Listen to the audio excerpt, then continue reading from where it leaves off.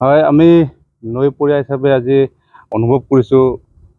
আজিৰ গৰম বা এইকেইদিন যিটো গৰম দিছে, উৎকট গৰম, মানে 40-42 তেনেকুৱা হৈ পৰিছে। মানে সেইটো হৈছে মানে গছ-গছনি কটাৰ কাৰণে হৈছে নেকি বুলি আমি অনুভৱ কৰোঁ। আমি সেইটো কাৰণে কৈছোঁ যে ৰাইজক আহ্বান জনাব বিচাৰিছোঁ যে গছ-গছনি ৰুব লাগে। এতিয়া গছ-গছনি নোহোৱাৰ কাৰণে এতিয়া পানী নোহোৱা হৈছে। এতিয়া এই ভাদ, আহিন, কাতি মাহততো পানী পূৰা ইয়াত থাকেই। এতিয়া নদী শুকাই গৈছে, মাছ মৰি গৈছে, আৰু ইয়াৰ স্থানীয় ৰাইজে ইয়াৰ নদীখনৰ পৰা মাছ ধৰি কৰি খাটি পেলাই এনেকুৱা খায়, চলে, জীৱ-জন্তু খায়। এতিয়া হেৰিবিলাক পুখুৰীবিলাকেই শুকাই গৈছে। পানী খাবলৈ গৰু ম'হ পানী খাবলৈ নোহোৱা হৈছে।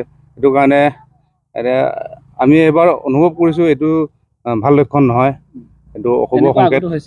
আগত এনেকুৱা ধৰণৰ হোৱা নাছিলে, এইবাৰ মানে বহুত বেছি হৈছে। 70% শুকাই গৈছে। 70 মানে এতিয়া পানী নাই আৰু 20% আছে।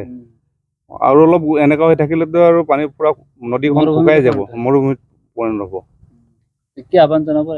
ৰাইজক সেইটো আহ্বান জনাইছোঁ যে ৰাইজে গছ-গছনি ৰুৱক, পৃথিৱীখন আকৌ সেউজীয়া কৰি তোলক, সেইটোৱে আহ্বান।